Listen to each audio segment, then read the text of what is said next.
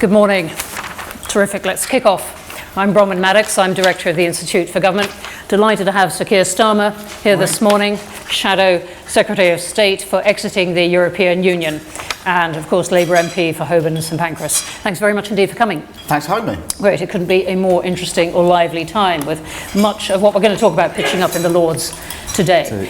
Let's start though. Let's start right to the point that Keir Starmer has laid out, as you all know, the 6 tests that Labour would like to be satisfied if it's going to support a withdrawal agreement vote. And if we can have the 6 tests to stop everyone either trying to memorise them, look them up, or me or Keir having to rattle them out, here they are. And I wanted to ask you about a couple of these. Let me just start with what seems to me the most precise of all of them, the one referring to the exact same benefit. That is that in any deal with the European Union in the future is going to deliver the exact same benefits as we currently have as members of the EU.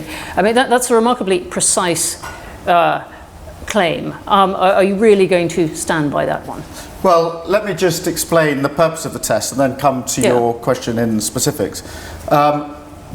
There are bookends really to this process. The beginning of the process was the triggering of Article 50 and giving the Prime Minister permission to start the negotiations. At the other end, the other bookcase or bookend is when the Prime Minister comes back with her proposed deal. That'll actually be the first time that Parliament has had the chance to vote on the substance of the matter. Of the deal. And we're fighting we've been fighting to have that vote.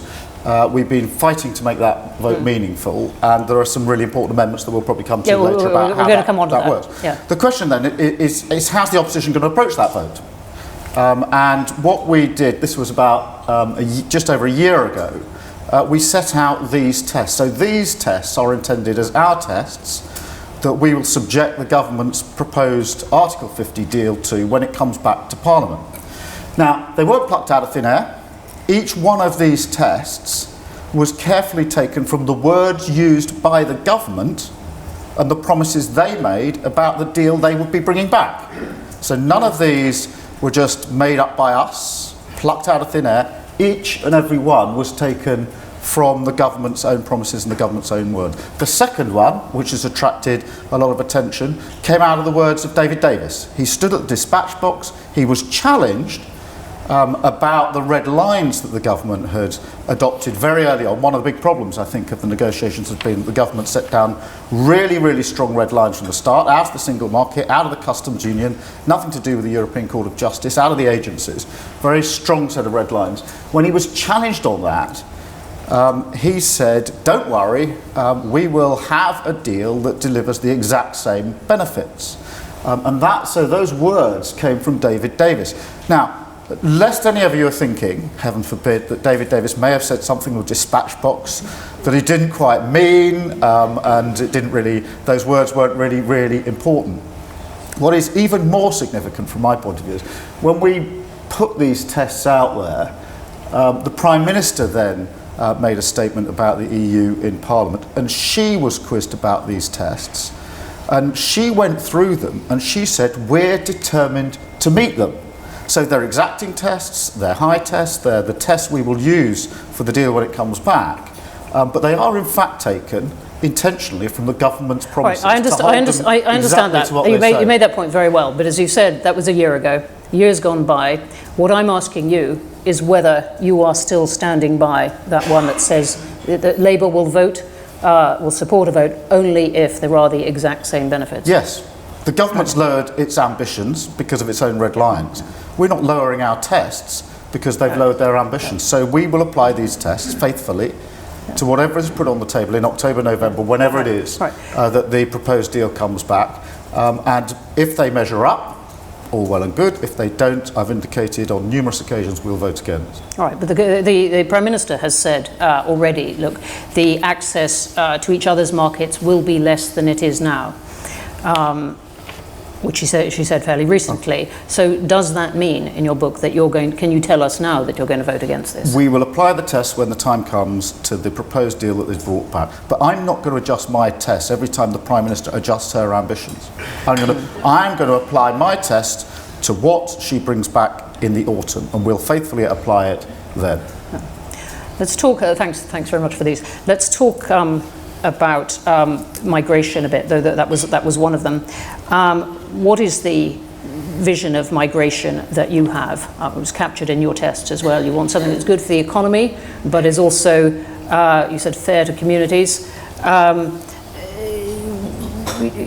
Does that amount to controls on migration? Well, the first thing I think we all need to do when we're talking about migration from anywhere, including from the EU, is to make sure that we welcome and recognise the huge contribution that so many people have made who've come to this country from different places over many, many years, and not just a contribution in a financial sense, but they're part of our society. And I think we've very often got the tone about migration wrong from the start, and there are issues about EU citizens here and UK citizens abroad which have been niggling away for a very, very long time.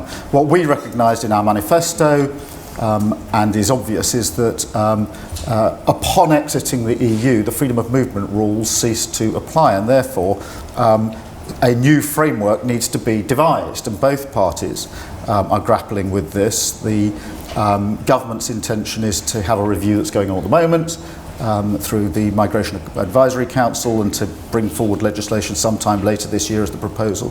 What we've said is the approach that they are taking, which is based on numbers, we've got to get the numbers down, is the wrong approach.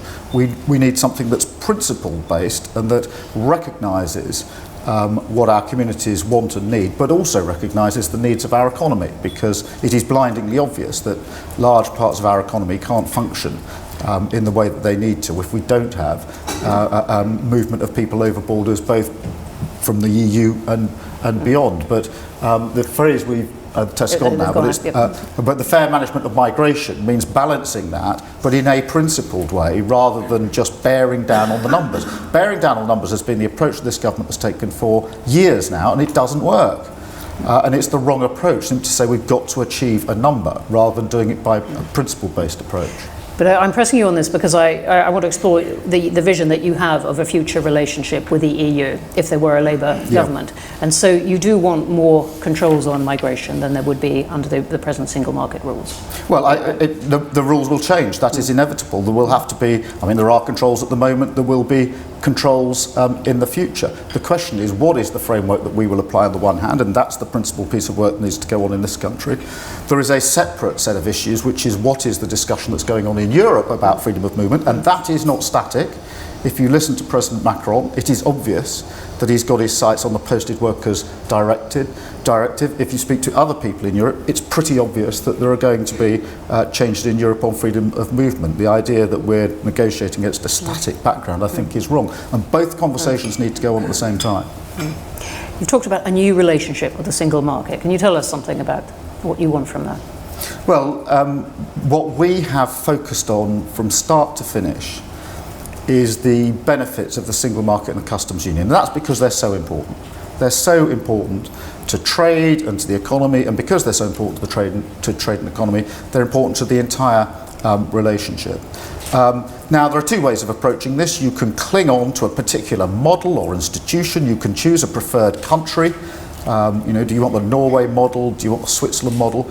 Or you can start from principle, which is what is it you're trying to achieve? And what we've said is, what is it we're trying to achieve? And what we want is the benefits of the single market and the customs union, in whatever configuration that may be. And the customs union is probably the best example of this. And we got a vote on this in the Lords this afternoon. It's the first of some really, really important votes. And we have said the benefits of the customs union outweigh the fantasy of the sort of trade deals that some in the government have pretended are going to fall into our lap over the coming years. Now, if you are not a member of the EU, then you have to recreate those benefits in some other form, which is why we have very clearly said we would seek to negotiate a customs union with the EU that does the work of the current customs union, delivers the benefits of the current customs union. And that is the vote that's going to come in later on this afternoon in the House of Lords. It's a cross-party amendment, and if we win that, it'll come back to the House of Commons on what we call ping-pong.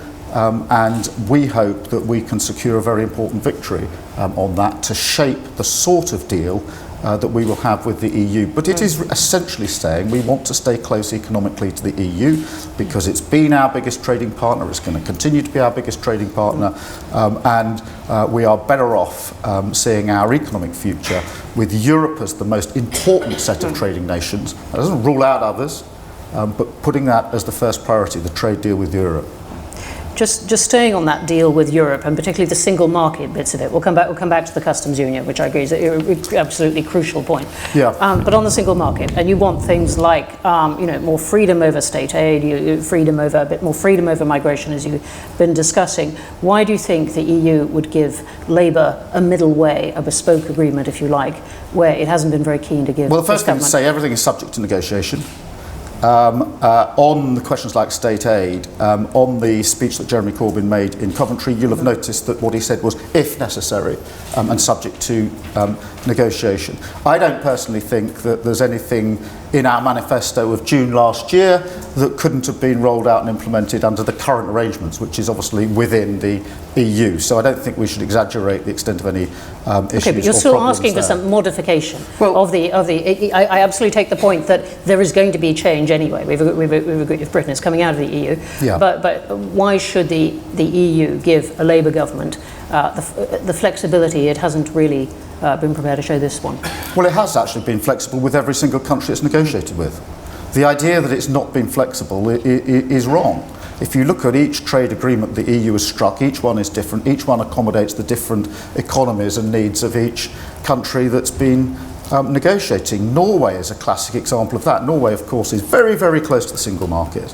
Very close to the single market, but because agriculture and fisheries were so important to Norway, they're outside of the arrangement, specifically and bespokely taken out because of the interests of Norway. And you can see, I went to Norway to study that with them for 4 days. I then went over to Switzerland for 3 days to study their 120 bilateral arrangements. The idea that the EU doesn't accommodate the needs and the economies of other countries when it's negotiating an economic arrangement is simply not borne out when you look at the history of the trade deals that they have done. So the UK is not asking for some special arrangement. All we're asking for is that we negotiate to achieve the same benefits as the single market, taking into account the fact that we're a huge economy just departing from the EU.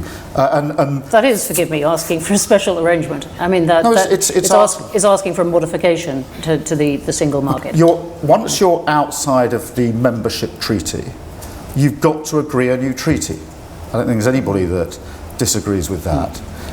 What is in the new treaty is not going to be a replication of the membership treaty, because that would be membership. So of course it's going to be a different treaty, and there'll have to be negotiations about how the voice of Britain is heard, how the negotiations work, how the frameworks work, or the institutions are going to police this if they're needed, what's the role of the court. Of course that's got to be put in arrangement.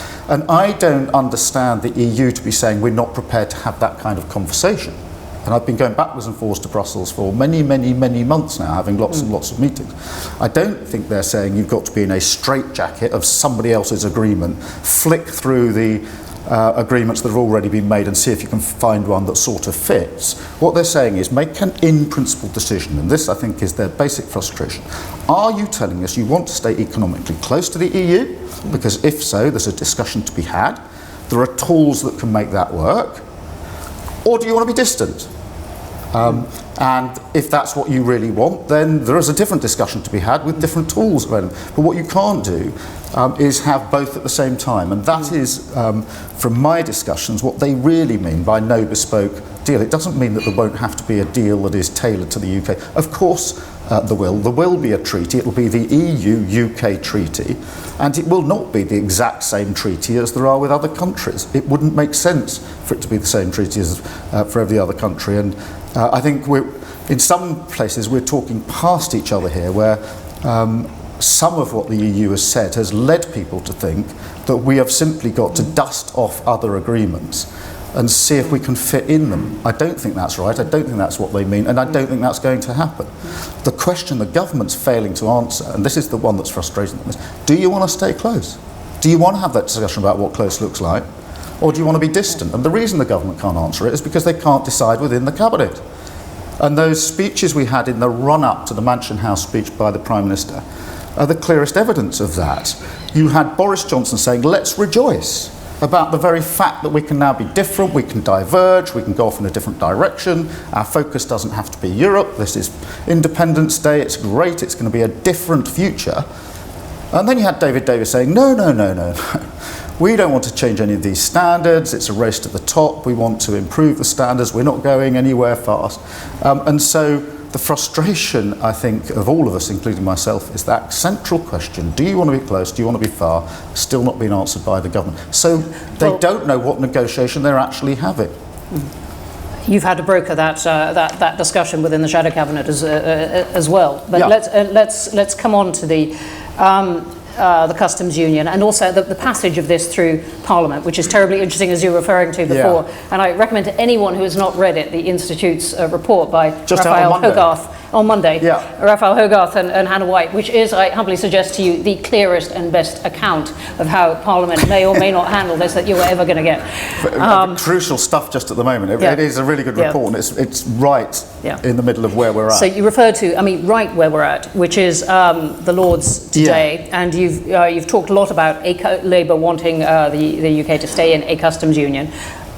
What's going to be your route to trying to achieve that? Well, the route to achieving this... Might be more than one. The route to achieving this is focused on the deal coming back in October, November, and that, I think, is the central focus now, for obvious reasons, over the coming months, i.e. that vote in October, November, and this is the deal on the future framework and the withdrawal agreement coming to the Commons in the autumn. Yeah, what we envisage is that there will be a proposed deal which will set out the Article 50 withdrawal terms and also indicate what the future arrangements are going to be. Now, there are a number of questions bound up with all of that. The first is, when is this vote going to take place? Because if it takes place too late, it's not going to be meaningful.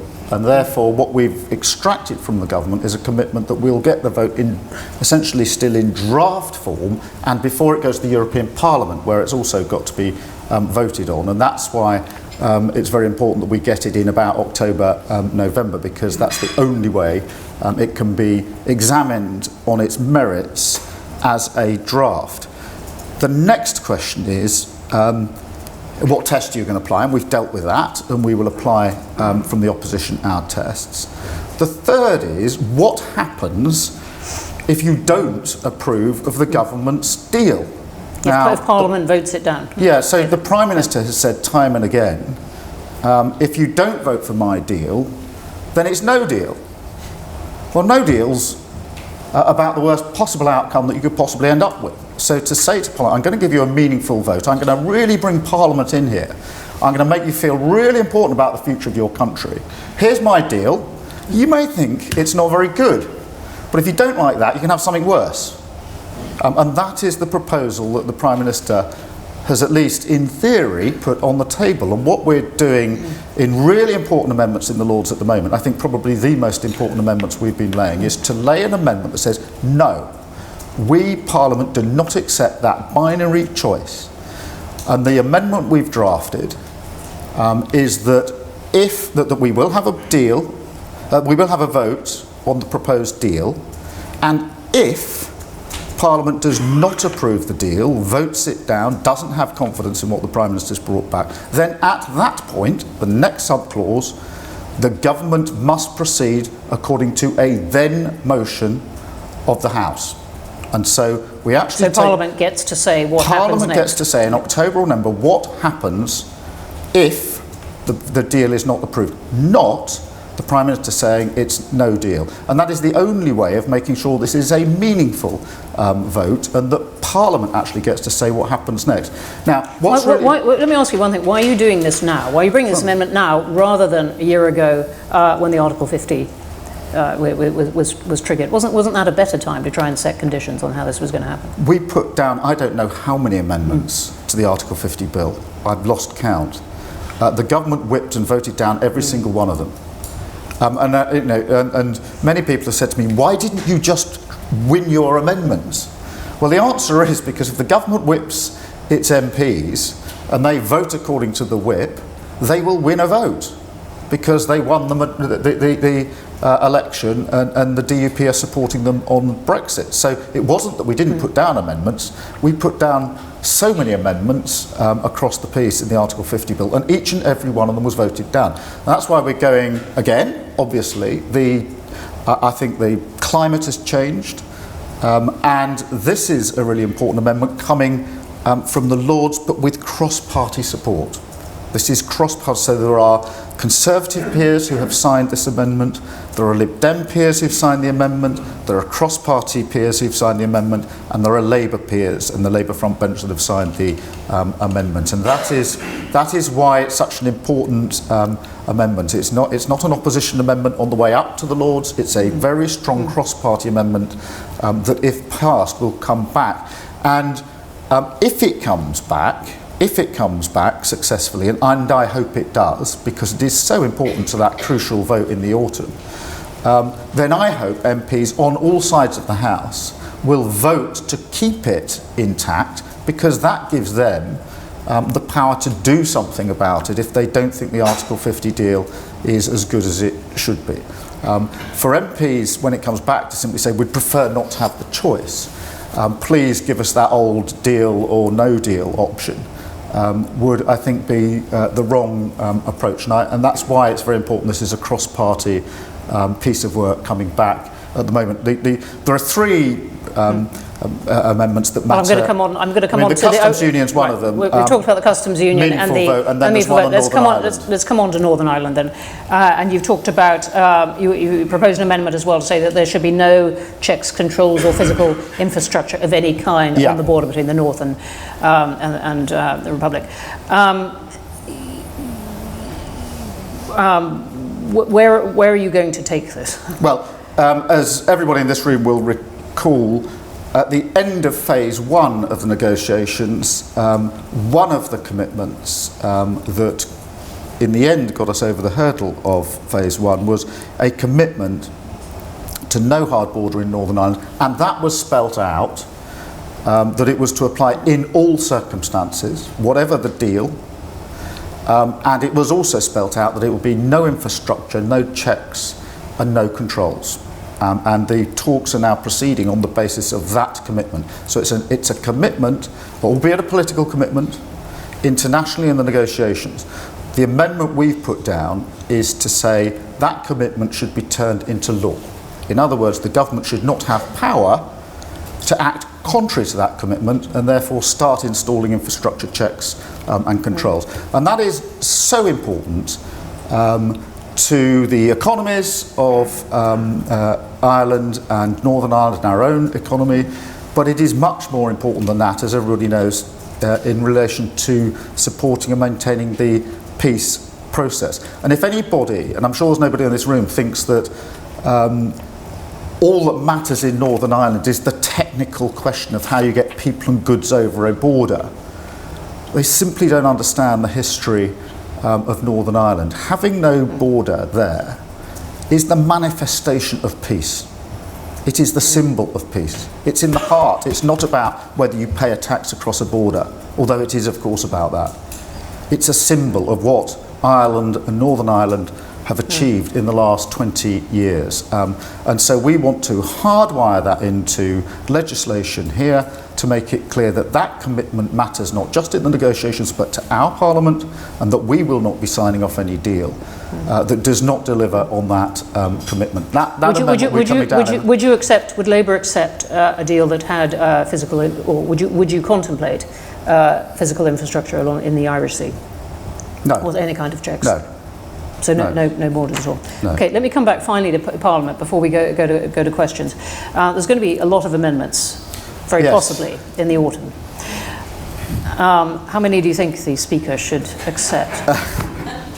Well, there are going to be a lot, and that is because of the careful work that's been done in the House of Lords on a cross-party basis, and that has been so important to all of us to ensure that it's done on a cross-party basis. I don't know how many are going to come back. I think the three most important are the one that would keep us in a customs union with the EU, the one I've just described about Northern Ireland, and the one that gives Parliament we've been discussing, saying about the Parliament gets to say what happens. But anybody thinks that the government's going to escape difficult votes, it needs to just think about. It wasn't what I was suggesting at all, but what I was suggesting was that there is going to be exactly this array of likely amendments. Are you in favour of the Speaker really taking a lot of them? Yes. And he has a lot of discretion to do it. Yes, this is the way to bring Parliament properly into the process and give us a proper say on what the deal looks like. And this is not just the question of how do we survive the next few months through the autumn and into March of next year. This is, which is why the Prime Minister has been wrong all along to push Parliament away. What the Article 50 deal looks like will determine what our future relationship with the EU looks like, which is about the future of our country. It will affect us internationally, it will affect us domestically. Of course, there should be huge and intense scrutiny in Parliament, and of course, parliamentarians should vote on it. So I don't think there should be any suggestion there's something wrong about us wanting to know what the future might look like and have a say about it. Of course we should. There are going to be many votes between now and then anyway. I mean, one of the difficulties the government's got is because I think it thinks it's going to lose on some issues like a customs union, it has stacked up bills which should have already left us. So we've got a trade bill and a customs bill, which we were expecting to have in for report and third reading weeks ago, but because there's an amendment down to both those bills, signed by a number of Tory MPs about keeping us in a customs union, the government's parked that bill up and doesn't know when to bring it back. There is an immense amount of traffic, as you said. So one final question. If, as you said, it just all gets very cramped and late, do you think there's any possibility of an extension, Parliament agreeing an extension to the time, when the date when we leave? Well, we'll have to see. I mean, at the moment, what I'd say to the government is get on with it. You can't just park these problems for fear that Parliament might actually speak and might tell you that you're not in the right place on the negotiations. And so, you know, we at the end of last term, we had a 2-day general debate on the EU without votes. Now, I'm not against general debates on the EU, but general debates are general debates. They take up 2 days of parliamentary time. We didn't have a vote because it's a general debate. What we didn't have was a debate on the customs union with a vote, which is what we wanted. We didn't have that because the government thought it might lose the vote. And so it's parked them. People think it's going to come after the local elections, but we haven't actually voted on a Brexit issue for months in Parliament. I mean, it's one of the points that's made, I think, in your report. So as is the timetable to come in the next 11 and a half months. So yeah, so suddenly we're going to get piles of votes coming in a few months because they've been parked for weeks on it. Great. Let's go straight into questions. Let's start here. We did 2 or 3 at a time, or? Hello, it's Chris Morris from the BBC. I've got 2 questions. First of all, Keir, you keep using the phrase economically close to the EU, which is obviously a very different thing than the exact same benefits of the single market and the customs union. So, sort of following up on the initial question, is test number 2 a political ploy? So come October you can see the Tories know what they're talking about, vote Labour, or is it a point of fundamental principle? And if it's the latter, is there a point in which you're going to push for the Labour Party to explicitly campaign for staying in not just the customs union but the single market as well? Well, thank you. One other question. There's a lot of people with hands up. If that's your best shot. Well, the second one was even better. But. I'm really sorry. Can we stick with that? Thanks. Do you want to do 2 or 3? No, it's just do 1. Okay. The reason I said what I did at the outset was to demonstrate it's not a political ploy. A political ploy would be something that you knew the government had never committed to, could never commit to, and you're simply putting it up there to show they couldn't ever achieve it. That is what the government committed to. That's not it's impossible to call that a political ploy. Says the government, right? We've noted carefully what you've said. We've put it into a test and we're going to hold you to it is not a political ploy. Does it matter? Yeah, it really matters, because the benefits of the single market and the customs union are essential, I think, to our economic well-being, and they also dictate the sort of future relationship you're going to have with the EU. Now, we'll have to see in the autumn what happens. We'll apply our tests. We want the meaningful vote to operate in the way that we intend it to operate, but when we say we want the benefits of the single market and the customs union, we're serious about that. It's one of the things we've said consistently from start to finish. I accept there are different ways of possibly delivering that. I've given the example of the customs union, subject to negotiation, of course. But is it a serious test? Yes, it is. Is it a political ploy? No, it's not. It's taken from the it was said by David Davis, not once, but a number of times, and it was owned by the Prime Minister herself when the test was set out. That can't be a political ploy. That is good opposition, holding the government to its own commitments. Okay, great. Here, second, and we've got good time. We'll try and come. Hi there. Hi. Keir. Gervais Bolden from Bays, asking a question in a personal capacity. I'd like to ask a question about farming policy and environmental protections. We've obviously made huge strides on environmental protections within the EU. However, the CAP Common Agricultural Policy has been criticised at times for subsidies to large landowners and not always prioritising environmental protection.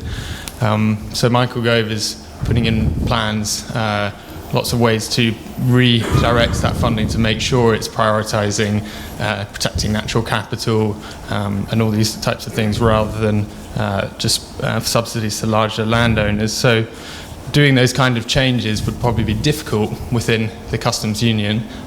So would making more environmental protection from the farming subsidy system, would that be a priority for Labour under any negotiation? Yeah, I mean, thank you for raising that. It's a really important point. Let me just make a small point and then get to the substance of it. Michael Gove said a lot of things, but we actually haven't seen any legislation giving effect to them. And some of what he said, we've tried to put into amendments to other bits of legislation, and the government hasn't accepted them. So I will test Michael Gove and what he says by what he actually delivers and puts before the House for us to vote on. Speeches are great, but they don't actually deliver results. But the broader point about environmental protection is really important, and I think there are a number of aspects to it. The first is that a lot of the protection that we've got of the environment at the moment comes from European standards that we have agreed. And they have helped a great deal.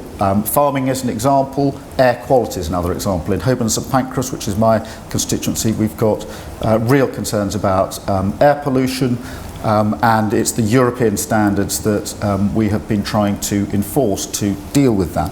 One of my concerns about the EU withdrawal bill on environmental standards in general is that whilst it is true the government is saying we're going to convert those standards from EU standards essentially into our own domestic standards, and Michael Gove says, well, that's a necessary first step.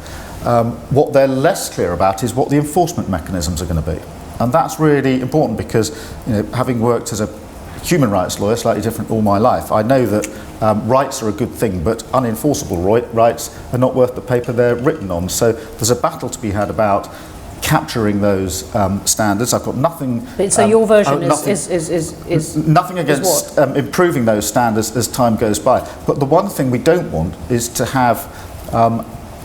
whether it's environmental standards or other standards, an unhooking of our standards from EU standards in very many fields, because it will simply make it impossible for us to trade in the way that we trade at the moment. So, even if it made it possible to trade with other countries? Well, the trade with other countries point again needs to be examined.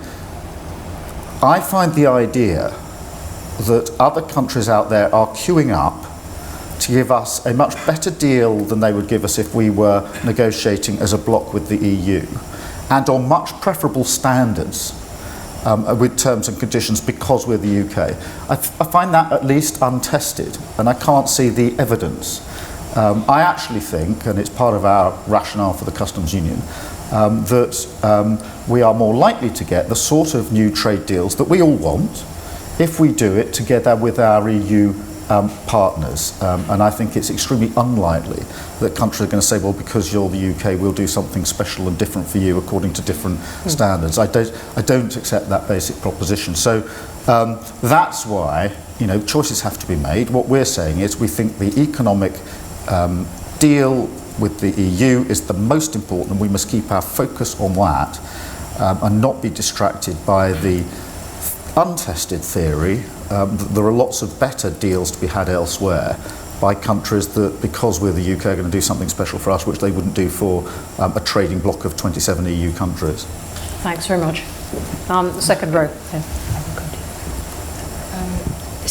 Anyway, let's come over here, and I've thanks. Good note of. Hi, my name is Amelia. I work for Politics Home. You mentioned the importance of Northern Ireland peace process.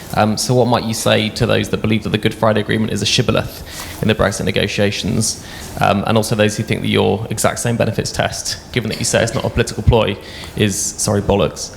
And also, are you concerned about government promises about the rights of EU citizens already living here, given the debacle over the Windrush children? Thank you. This is obviously referring to Barry Gardiner. I think it is a word that has been uttered in the IFG. Yeah, just wrong. Yeah. Wrong. And I've said that consistently about anybody who tries to downplay the significance of the Good Friday Agreement. And I say that not just as a knockabout opposition member, but as someone who, before I was Director of Public Prosecutions, worked with the Policing Board in Northern Ireland for 5 years, implementing an aspect of the Good Friday Agreement. Part of the Good Friday Agreement, as you will all know, is that it was very important for the Royal Ulster Constabulary to transform into the police service of Northern Ireland. It's a really big success story, partly because of the controversy of what may or may not have happened, but partly because the RUC, for very obvious reasons, struggled to represent both sides of the community. My role with the Policing Board was to oversee the way the Police Service of Northern Ireland operated, to make sure that it was transparent, complied with human rights, and to ensure that in the end we could get political representation on the Policing Board that would allow, in that case, Catholics to come onto the, firstly the Policing Board and then into the now Police Service of Northern Ireland. So I say anybody who downplays that is wrong, but I say it not as it were, an outsider, but as someone who's been deeply involved in the implementation of the Good Friday Agreement, not as much as others, I'm not overclaiming it, but having spent a good deal of my life with the communities in Northern Ireland and in Ireland, and understanding why this is not just a technical issue, and it is something about the whole makeup of the people in Ireland and Northern Ireland. So anybody who downplays that, from whichever political party, is just wrong. And I think Barry Gardiner in particular went out very quickly to accept that he was wrong. Thank you very much indeed. Let's go right to the back there. John Peet from The Economist. One possible outcome of the parliamentary manoeuvring could be a demand to put the issue of the agreement back to the voters. And as you know, in your constituency on Sunday, there was the launch of a campaign for what's now been called a people's vote. Do you think at some point during the next 6 to 9 months, it's possible Labour will come out in favour of putting this issue back to the people?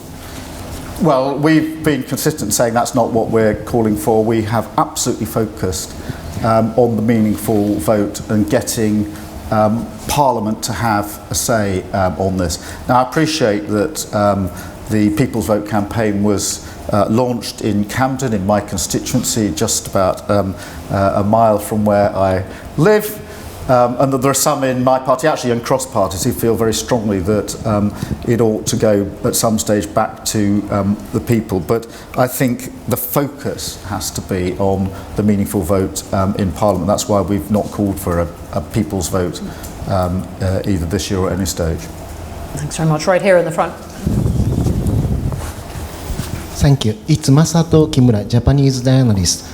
Good Friday Agreement 20 years. I participated in a press tour to Belfast and Delhi, and I found 3 different borders. So first, I had to show passport at Heathrow Airport, and British company showed a passport for security reasons. I feel it is a security border. And the second, I beyond the border from Northern Ireland to Ireland. Just it's 3 meters. I have to say in meters because it is Irish territory. And my home called me, and so you beyond the borders from the Irish border home. And I feel it is a digital border already. And so finally, I had an interview with Ian Paisley Jr. and Sinn Féin MPs, and so they sit a totally different place, and the difference is so huge, and so and I feel a supporter for nationalists, and would like to have a referendum for South and North reunifications, and so I feel a mind boundaries there. And how do you respond to the reality? Well, taking both those points, if I may, the first thing is, and this was something which was not accurately represented in the referendum, there's always been security checks at the border coming into the UK. There's always been security checks coming in, and rightly so.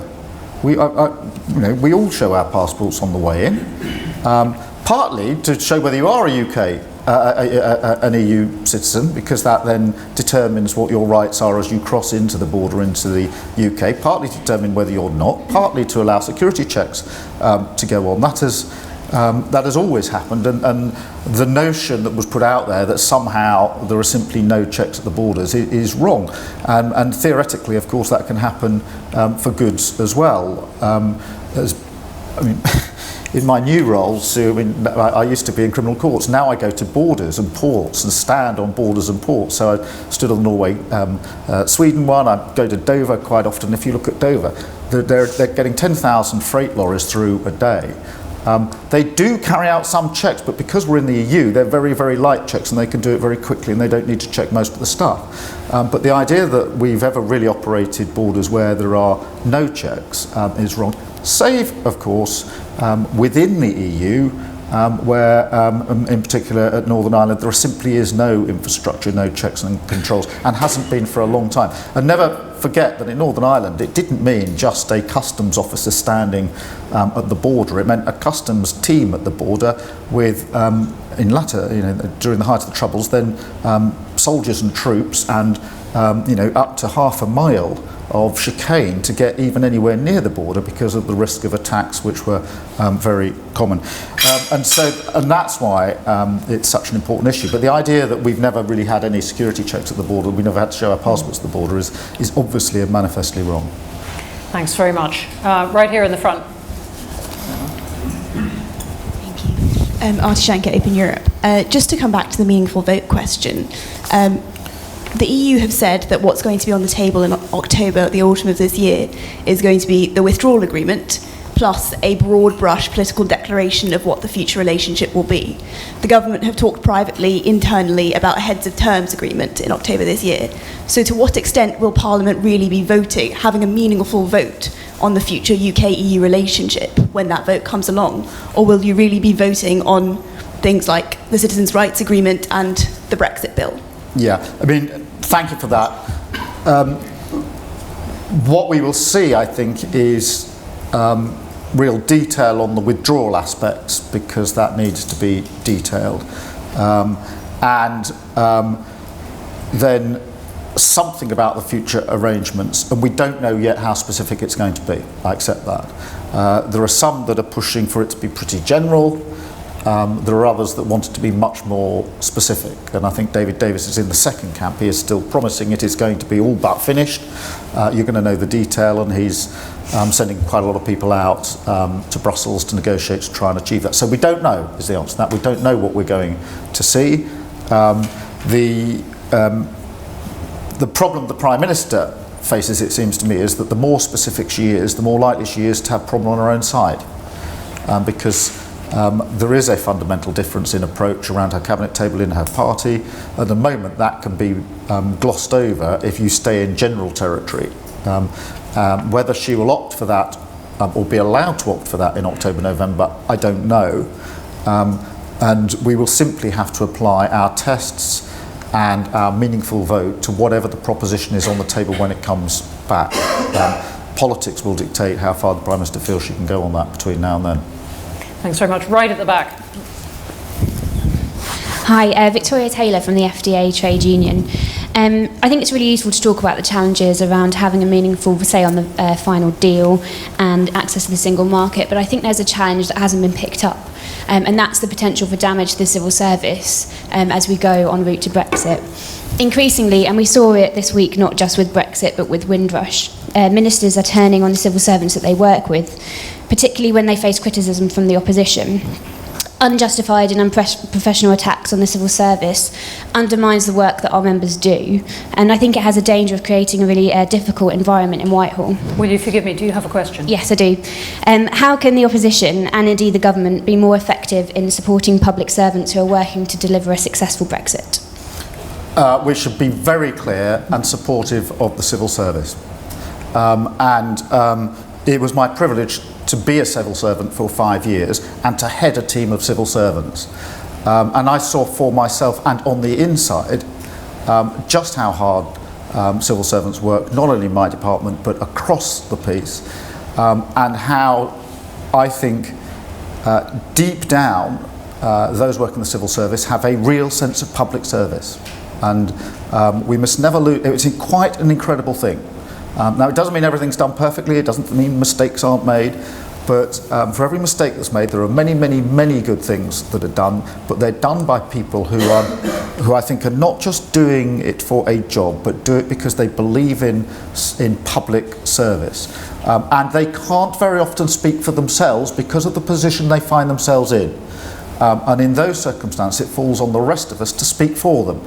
Now, the leaders in the civil service need to do it, and they do it, and I was very pleased to see the leaders in the civil service come out very quickly in response to the recent attacks. But the recent attacks were misplaced and wrong and unfair. But also, I mean, there's politics behind this, because some of those that were keenest to spell out the sort of fantasy benefits of an extreme version of Brexit have had to begin to confront the fact that their promised land isn't there and it isn't going to deliver. And what they've done in those circumstances, instead of being honest about it and saying it's going to be more difficult than we thought, there are all these problems we're going to have to negotiate, they've turned on anybody that they can as the cause of the problem. So when the judges said Parliament ought to have a vote, we got dreadful headlines about the judges. And the judges are another example, like civil servants, of a group of individuals doing a really good job. The quality of our judges is renowned the world across, but they can't speak in their own defence because they're impartial, because they're independent. And that's why the government should have been straight out much quicker. There was a lot of criticism, you may recall, at the time of the government for not defending the judges. No sooner had those on the sort of extreme Brexit wing finished with the judges, and they turned on their own colleagues. So the judges having said, there ought to be a role for Parliament in this, parliamentarians said, well, if there's a role for us, we'd probably better vote. And then they voted against the government, and we had equally appalling headlines about members, Tory MPs that we saw. No sooner had that all finished than having pushed for impact assessments. We'd been challenged to the government, surely you've done some economic analysis, where is it? We had the farce of David Davis saying, I've done so much, you can't imagine how detailed it is, it's incredible. Said, where is it? And when we finally got an order saying we've got to see it, he said, well, it doesn't exactly exist as such. But instead of and then we got further economic analysis. And at that point, because it was civil servants doing the work, what did those on the extreme wing of the sort of Brexiteers do? They then turned on the civil servants. So rather than having a sort of grown-up discussion about how difficult all this may be, it's simply turning on one group after another, but to turn particularly on groups of individuals who were doing a very, very good job with civil service ethos in everything they do, and a group that can't necessarily speak and fight back on their own is not a very honourable thing to do. Thank you. This is not a platform where you're going to be attacked for saying that, but on the other hand, I should point out, in fairness, ministers have also sat here and given a lot of tributes to what the civil service is doing. And rightly so. Let's go to the middle, please. James Kidner from Improbable. We're a tech startup who do large-scale simulation. I want to come back to Sue Street's excellent question about where's the real you in all of this, because I see a sort of disconnect between you as a loyal citizen who wants a good outcome for the country and you as a member of Her Majesty's loyal opposition who wants a bad outcome for the government. Do you think that we can get a good Brexit that's nonetheless bad for the government? And what will good look like from your perspective? Yeah, I mean, thank you for that challenge, because it's a challenge not for me, I think it's for the whole opposition. And that is, what is the role of opposition in this difficult period where, on any view, these negotiations are the most difficult that we've entered into as a country for many decades. And the role of the opposition, it seems to me, is, in the first hand, as I tried to set out, to challenge, and robustly, and keep on challenging, keep on flushing out those economic assessments, keep on holding the government to its commitments, and voting against the government to challenge the government and to put out an alternative way of doing it, which is what we've done. But we also have to act in the national interest. I think we have to act in the national interest. And it is not in the interests of my constituents or any constituents of any MP for all of this to collapse in a way which puts in danger our economy and our relations with the EU. That isn't in our interests. And I say that from the opposition front bench. I say that as the MP for Holborn and St Pancras, the constituents I care about, but I also say it because I'm a dad with young kids. And I don't want to explain to my kids that we got one great vote victory in 2018, 2019, but that the country as a whole was put in jeopardy because of a bad deal. But this is the responsibility primarily of the government. And one of the things about the meaningful vote is that the government knows what it is they're going to be held to. And in my view, the Prime Minister should be looking at what is right for the country and for Parliament, and less of how am I going to get this through my party. And if we went down that route, we might be having a different conversation. Great. Let me take, I'm going to take a cluster here as the last actually, we're going to have all four as last ones. There's three people here and over here. Thank you. Christopher Montgomery, ERG. You said a few minutes ago that there was no border infrastructure between the UK and the Republic of Ireland. That's simply incorrect. There are weighing stations, there's ANPR, cameras, there are other things which contribute to the currently successful counter-terrorism campaign. Your leader has a truly shameful record in terrorism. Can you make it clear on behalf of the official opposition that border infrastructure, either the stuff we have at the moment or the stuff that we might have in the future, can never be a legitimate target? It can't be used, it can't be adduced as a reason for why we can't have a Can you make really briefly clear what your question is? It's not legitimate for anti-Brexiteers to say, right, attack, it's legitimate to attack border infrastructure. It clearly can't be. Right. Of course it isn't. Jeremy Corbyn's never said that. I've never said it. Nobody on the front bench has ever said it. As far as I know, nobody in the Labour Party has ever said it, and I certainly hope not. Okay, thank you. Next. Mark Boliat from the City of London. We have border ANPR going into the City of London. Business is having to get on with it and assume a worst-case scenario of a hard Brexit next year, but hoping it'll be better. I just wonder what contacts you're having with business, what are the views you're hearing, and are they influencing your approach? Yeah. Thank you. We'll just come forwards here. We're going to take these last three. Forgive me, but better to get you in. David Moore, Hanover Communications. We've heard about delays to the customs systems after Brexit, as well as immigration. What do you think happens in December 2020 if the UK isn't ready to leave the EU, and could it remain in the customs union for years to come afterwards? Great. And last one. Thank you. Thanks, Bronwen. Keir, one of the Labour government's biggest achievements ever has been the Good Friday Agreement, and the Blair government especially had put a huge amount of effort into bringing it about. We celebrated 20 years last week. The day we were celebrating that anniversary, I met with the Labour Party head in the European Parliament to explain that you haven't done enough to defend and protect the Good Friday Agreement, and while you have been there and have visited the borders, I'm still concerned about the possibility of a hard border and diminution of people's rights. Thank you. Would you like to say who you are? Oh, sorry, Bronwen. Michelle Gildernew, the Sinn Féin MP for Fermanagh South Tyrone. Thank you very much, Michelle. Okay, contact with business, staying in the customs union for ages, and Northern Ireland. And a tribute to Tony Blair.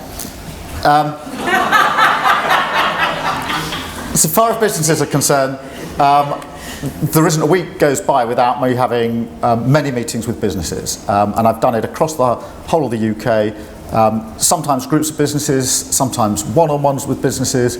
I think, and I haven't totted it up completely, that I've probably had, the equivalent of one-to-one meetings, i.e. literally one-to-one or in small groups with over 1,500 businesses of every shape and size, from the really huge businesses in the city that I've been having a discussion with to some of the smaller businesses across the country, because I am acutely aware that if we're going to get this right for the economy, I need to understand how those businesses actually operate at the moment and how any changes to the arrangements at the moment will impact upon them. And the only way to do that is to have those conversations with businesses. And I think and I hope that the business community has recognised the extent to which we've had contact with them, communication with them, and that is ongoing, and it will continue to be ongoing, because if this is going to be done in a way which is protective of the economy, it's going to be done and have to be done in a way which means that we truly understand the challenges that businesses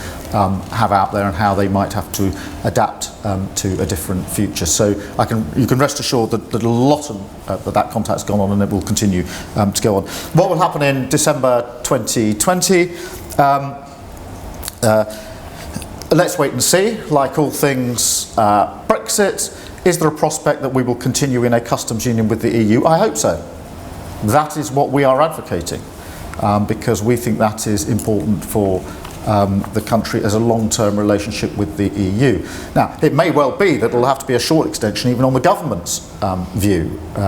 They've said December 2020 is the end of, or the transition. I think the government actually would like a bit longer than that. But you've got to remember that by that time you've got to have the whole of any new treaty agreed, and it's not just trade.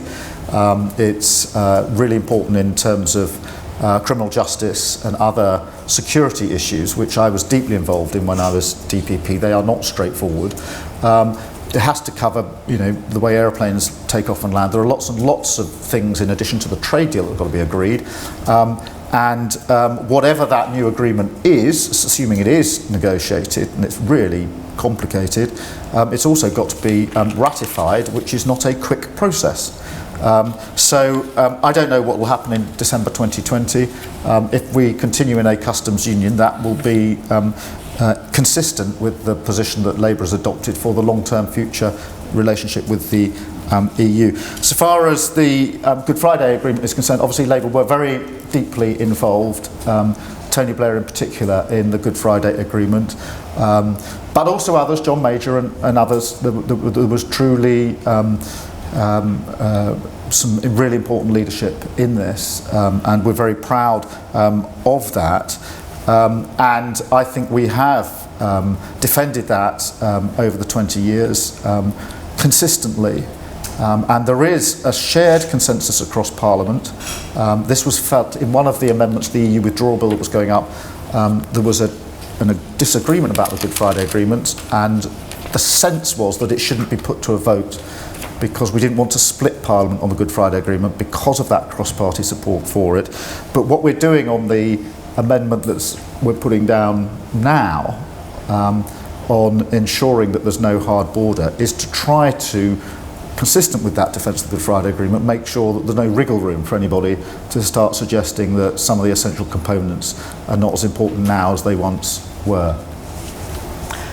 Thank you very much indeed for that. We're going to have to end there. Can I recommend to you, as I said, the report that we put out this week, a forthcoming report, one of our next excellent Brexit team on the preparedness of Whitehall, going back to that question, and a debate coming up on Good Friday Agreement at 20. Thank you very much indeed for all your terrific questions. Can you join me in thanking Sir Keir Starmer? Thank you.